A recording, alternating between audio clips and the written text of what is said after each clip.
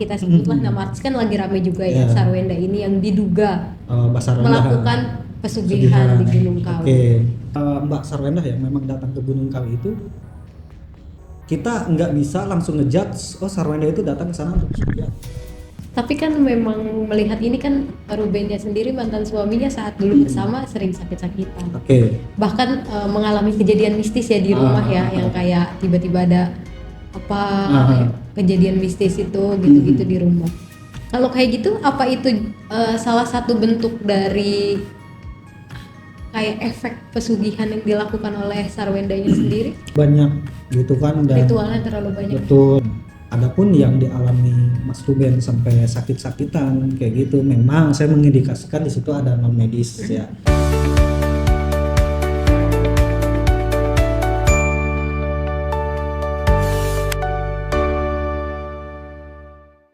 Halo penonton Ray-Ban Entertainment, balik lagi sama kita di sini. Kali ini pembahasan kita cukup menarik ya, karena kita akan membahas soal kejadian-kejadian mistis yang menimpa atau yang dilakukan oleh seorang artis.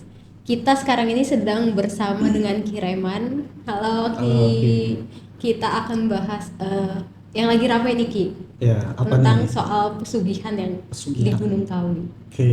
Kalau untuk kita lihat kilas baliknya, mungkin seperti apa sih Ki pesugihan itu? Memang kenapa Gunung Kawi dan identik dengan pesugihan kah Gunung Kawi itu sendiri?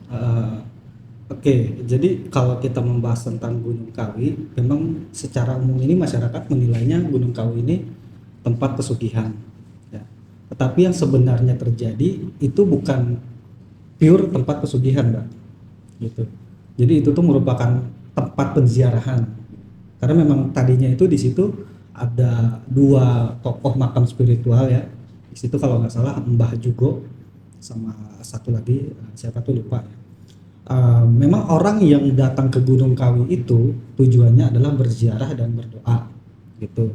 Jadi memang orang yang datang itu kan kebanyakan dari mereka yang memang butuh ketenangan, butuh pencerahan batin, hingga akhirnya mereka berdoa di situ. Entah di batin mereka meminta kepada Tuhan karena berdoanya di tempat kekasih-kasih Allah ya. Jadi akhirnya doanya lebih makbul. Jadi yang tadinya usahanya macet pas pulang jadi lancar, yang tadinya bangkrut jadi ada modal. Nah, dari cerita-cerita itu teruslah berkembang hingga akhirnya ya muncullah kalimat-kalimat dari pesugihan itu sendiri. Padahal ya enggak seserem atau enggak seburuk yang kita bayangkan gitu. Berarti memang awalnya itu jadi awalnya tempat ibadah. Tempat ibadah, tempat ziarah itu. Tempat kita menenangkan batin lah gitu. Cuma karena mendapatkan ilham mungkin saat berada di sana, akhirnya orang menyebut kalau berada di Gunung Kawi itu adalah sebuah pesugihan. Betul. Jadi sebenarnya gini, memang kalau kita merujuk lagi pada teori spiritual ya, memang pesugihan itu ada beberapa kategori ya, ada pesugihan putih, ada pesugihan hitam. Kalau kita mau nyebut pesugihan ya, gitu. Jadi seperti mereka yang datang berziarah, baik dari golongan artis, pejabat atau siapapun itu, yang memang niatnya berdoa meminta kepada Allah, yaitu masuknya pada kategori pesugihan putih. Tapi konteksnya bukan berarti buruk ya. Jadi itu hanya kita tuh di situ kayak doa, zikir, doa sesuai dengan kepercayaan masing-masing. Kita meminta wasilah dari Sohibul Makam agar apa? Agar segala urusan kita dilancarkan. Gitu. Tapi untuk yang pesugihan tadi hitam sendiri itu seperti apa? Nah, jadi di dunia ini pasti ada putih, ada hitam, ada baik, ada buruk, ada terang, ada gelap. Sama di Gunung Kawi juga ada pesugihan putih, ada pesugihan hitam. Ya, tergantung jalur kalian itu mau ke arah mana gitu. Karena di sana pun yang bersemayam itu bukan hanya entitas-entitas positif, yang negatif pun banyak. Nah, masalah positif atau negatifnya tergantung kalian yang datang ke situ dan tergantung praktisinya gitu. Jadi kita nggak bisa ngejat semua orang yang datang ke Gunung Kawi itu pesugihan hitam, enggak gitu, karena ada yang putihnya gitu ya, walaupun memang untuk yang kategori hitamnya juga itu ada. Dan lebih banyak atau lebih sedikit? Lebih sedikit sebenarnya. Yang hitam. Persentasenya kalau saya perhatikan dari survei saya di sana itu 70-30 lah. maksudnya 70 lebih ke putih, 30 ini yang hitam, yang memang mereka tuh udah frustasi ya, harus gimana lagi gitu kan, harus ya intinya udah putus asa lah mereka itu. Ketika nama artis ya, kita sebutlah nama artis kan lagi rame juga ya, Yeah. Sarwenda ini yang diduga Basarwenda melakukan pesugihan di Gunung Kawi. Oke. Kalau untuk artis-artis ini mungkin selain Sarwenda sebenarnya banyak nggak sih Ki yang melakukan pesugihan di sana? Oke, sebenarnya kalau berbicara artis ataupun tokoh politik yang datang untuk ke Gunung Kawi itu ya banyak. Bahkan kita pun mendengar beberapa mantan presiden kita kan, Pak Jokowi pun pernah datang ke sana. Jadi seperti Mbak Sarwenda yang memang datang ke Gunung Kawi itu, kita nggak bisa langsung ngejudge, oh Sarwenda itu datang ke sana untuk pesugihan gitu. Kalau konteks kita pesugihan hitam tadi ya, kalau tujuannya memang datang ke situ untuk berziarah, berdoa, minta dilancarkan dari segala mara bahaya ataupun bisnisnya biar semakin maju dan lain-lain, itu semua nggak masalah gitu. Karena banyak juga teman-teman artis yang seperti itu yang memang nggak terpublikasi, cuman memang yang banyak disebut ya saat ini Mbak Sarwenda itu. Tapi menurut saya dalam ini ya, maksudnya dalam konteks pandangan spiritual saya menilai sih Mbak Sarwenda ke situ lebih ke kayak ziarah sih. Jadi kita sebutnya dengan pesugihan putih lah ya. Jadi untuk supaya melancarkan segala urusannya tanpa memakan tumbal ya, makan tumbal. Jadi lebih ke doa spiritual sih intinya, meminta berkah barokah dari ahli makam yang ada di situ. Ketika tadi menyebut pesugihan putih tidak menggunakan tumbal, tapi malah netizen menggadang-gadang bahwa suaminya sendiri adalah korban dari pesugihan itu. Oke, jadi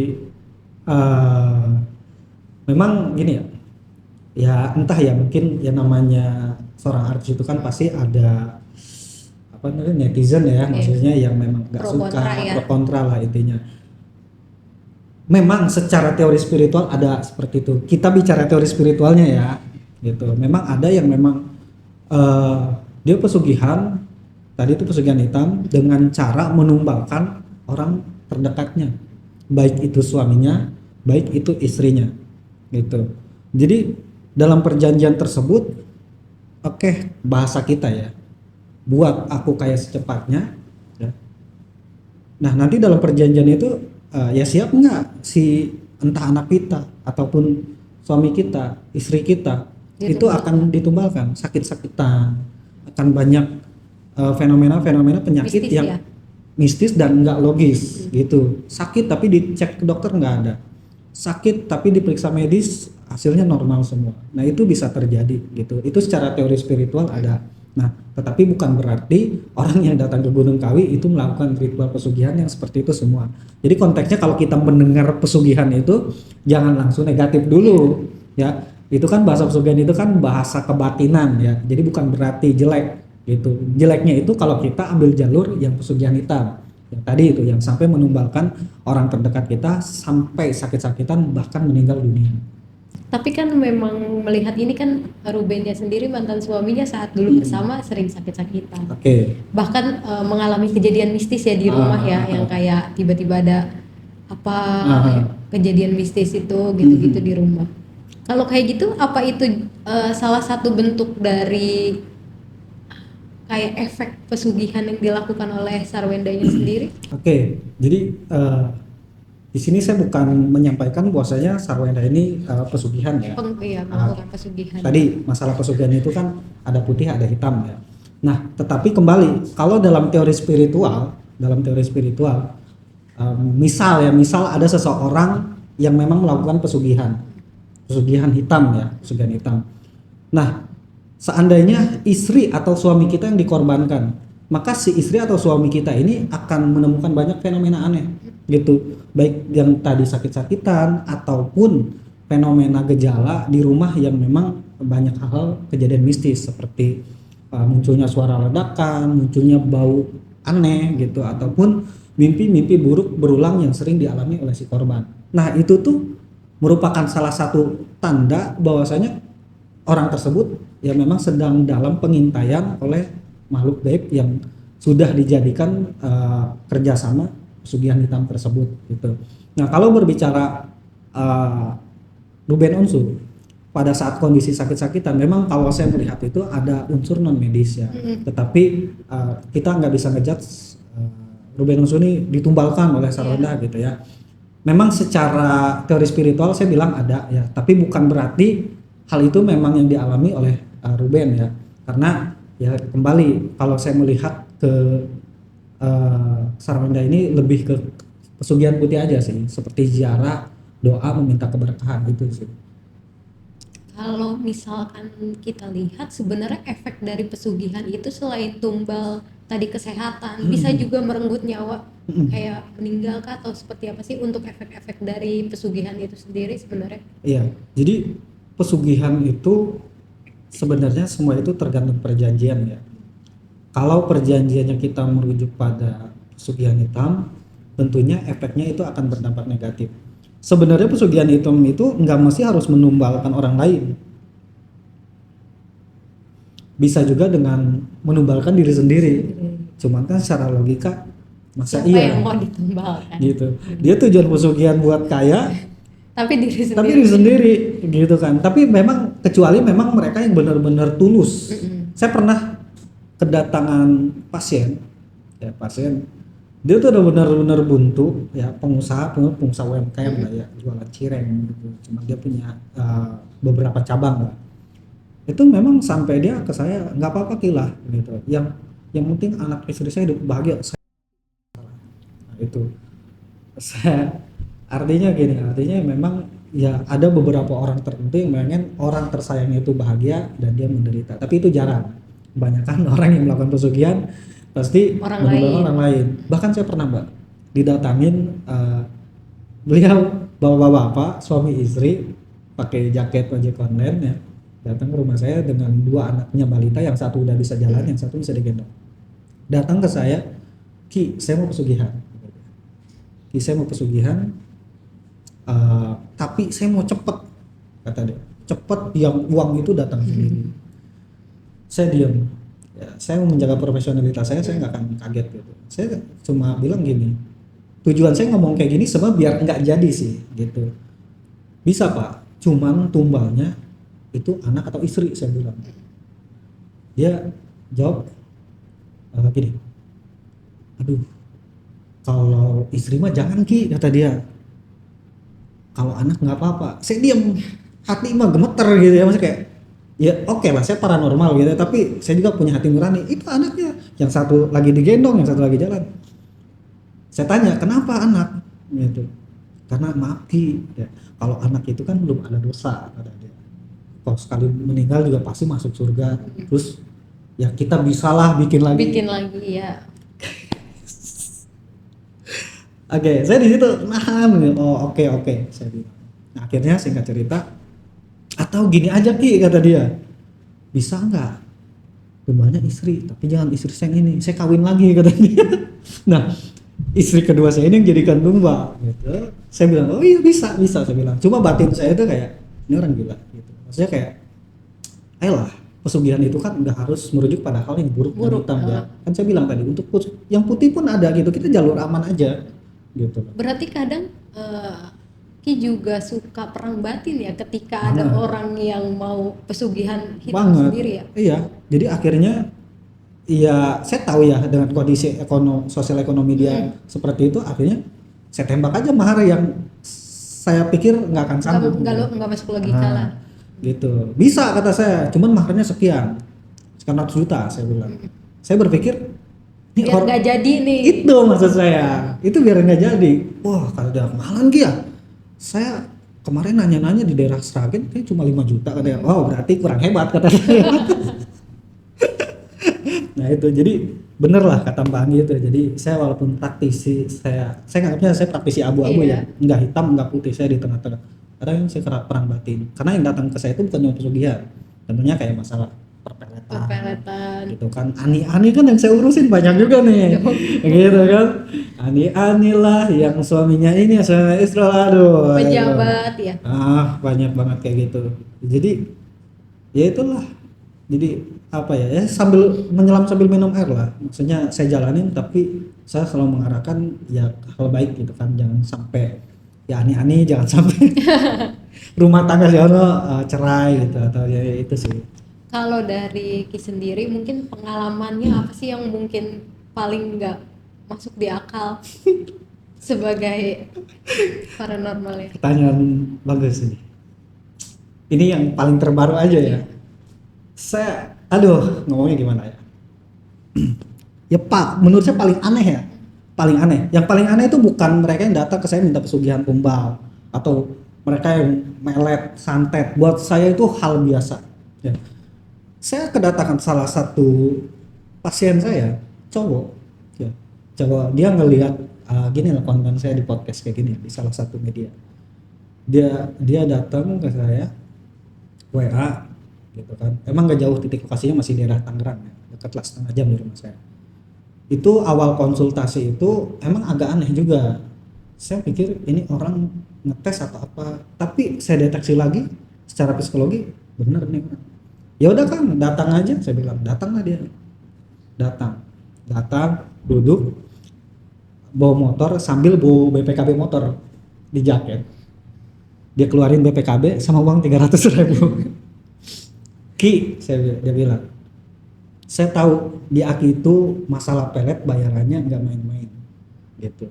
Saya cuma seorang buruh pabrik, saya benar-benar minta tolong, saya bawa BPKB motor, takutnya kurang maharnya, Aki pegang BPKB saya. Wah, saya nih, oke kan, apa dulu nih saya bilang, tolong bantu istri saya supaya tunduk, kata dia. Oke, nah saya analisa, kenapa emang istrinya galak, istrinya sering mukul, istrinya ngajak cerai, pikiran saya kan kayak gitu. Ya enggak Ki, kata dia, saya suruh bikin kopi juga mau, kata dia. Saya suruh masak juga mau, saya suruh apapun juga mau. Galak, main tangan, enggak, justru galakan saya, kata dia. Jadi tanda tanya kan, lah itu kan udah tunduk kan. Saya pengen istri saya itu tunduk biar mau berhubungan badan dengan orang lain. Jadi si pasien saya ini ada kelainan jiwa seksual, senang kalau istrinya ini bermain seksual nanti dia melihat dengan, nah itu sampai dia bilang kalau Kireman bisa ya, Aki mau nikmatin tubuh istri saya pun juga boleh gitu kan, saya nonton aja nggak apa. Just banget saya. Dikerjain gak Ki? Akhirnya saya ngomong cerita kayak gini ke teman-teman saya pun, saya dianggap gila di hati saya. Emang lu gila? Ya gila lah. Ya sebejat-bejatnya cowok yang ngapain lah istri dipamerin ke orang lain kan? Gitu. Akhirnya ya tadi saya menjaga profesionalitas saya bilang ya mohon maaf Kang saya untuk ya intinya itu saya tolak secara total. Intinya saya tolak total. Ya udah.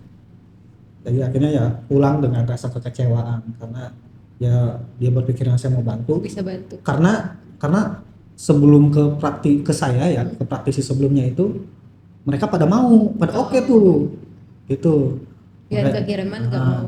Cuman saya tolaknya waktu itu bukan masalah ini ya, maksudnya kayak gak mau gitu kan. Tapi lebih ke kayak ke maharnya aja. Iya. Saya bilang, Kang maaf maharnya nggak cukup, saya bilang. Mahal di saya tuh ya, tadi tujuannya biar nggak jadi gitu. Sebagai edukasi aja nih Ki, kan mungkin sekarang orang juga nggak tahu ya bahwa pesugihan itu menurut banyak orang itu buruk aja dan pasti ada tumbal. Nggak ada tuh yang namanya pesugihan putih ya. Kalau dari Kireman sendiri mungkin mengedukasinya seperti apa sih untuk bisa mengetahui ini tuh pesugihan putih, ini tuh pesugihan hitam. Jadi sebenarnya kalimat seperti pesugihan, pelet itu kalimat-kalimat di Pulau Jawa ya atau di Nusantara.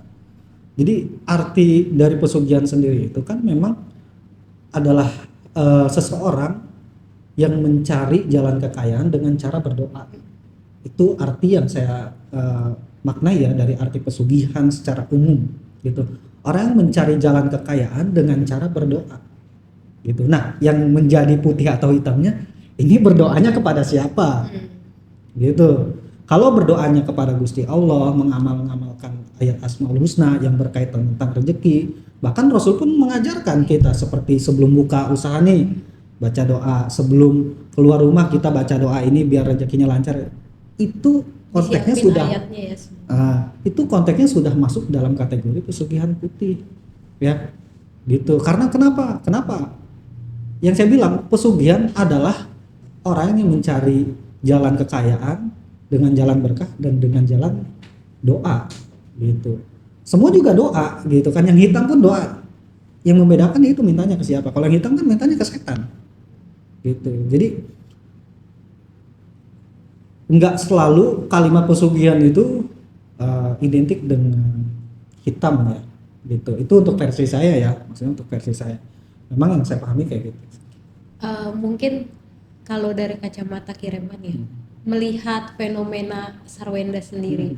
Kalau dari Kireman mungkin ini melihat memang pure beneran pesugihan putih atau pesugihan hitam ya, dengan adanya Ruben yang sakit, kejadian mistis di rumah gitu. Bisa disimpulkannya tuh seperti apa?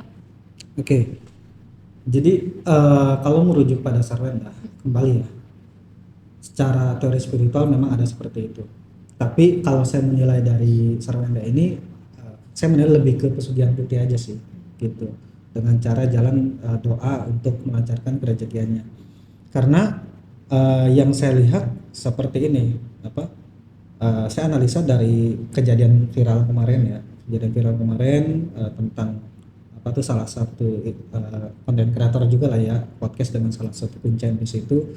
Saya analisa pembicaraan dari kuncennya, ininya, ya saya menganggap oh berarti ini cuma ziarah aja, gitu kan. Karena kalau pesugihan hitam itu biasanya memerlukan sarana yang memang cukup banyak, gitu kan, dan Ritualnya terlalu banyak. betul, dan ada tuntutan itu yang memang minimal sebulan sekali harus ke situ, gitu kan. Kalau yang hitam itu kayak gitu. Nah, adapun yang dialami Mas Ruben sampai sakit-sakitan kayak gitu, memang saya mengindikasikan di situ ada non medis ya, ada non medis yang memang ke orang-orang yang kurang disuka, gitu sih. Berarti bukan dari efek yang tadi dibilang pesugihan Sarwenda ya, mungkin ini dari persaingan bisnis gitu ya. Nah, karena namanya di dunia entertain hal-hal kayak gini itu masih banyak sekali, gitu kan, khususnya dialami Ruben Onsu ataupun kerabat-kerabat dia itu banyak. Jadi kalau saya menyimpulkan apa yang dialami Ruben Onsu ini, kalau dikaitkan dengan pesugihan yang Sarwenda alami tentang Gunung Kawi ini nggak terlalu sih, lebih ke kayak guna-guna dari orang lain. Oke, pesan mungkin terakhir untuk yang baru mau pesugihan, ada pesan nggak sih sebenarnya, apalagi pesugihan hitam ya? Oke, jadi saran dari saya untuk kalian yang stres, yang udah buntu, yang udah bingung mau cari jalan kemana lagi ya. Kalau memang kalian ingin masuk ke jalan spiritual, jalur pesugihan, pakai pesugihan putih aja. Pakai pesugihan putih itu yang memang jalurnya lebih aman tapi bermanfaat, gitu. Biar agak loading, agak lama bereaksinya, tapi aman buat kita maupun keluarga ya. Jangan sampai kita tertipu ataupun nafsu dengan pesugihan hitam, akhirnya kita rela mengorbankan atau menumbalkan diri kita ataupun orang di sekitar kita. Karena prinsipnya banyak duit kalau nggak bahagia buat apa? Oke, terima kasih penonton Reben, makasih juga Oke. Kireman atas waktunya. Siap.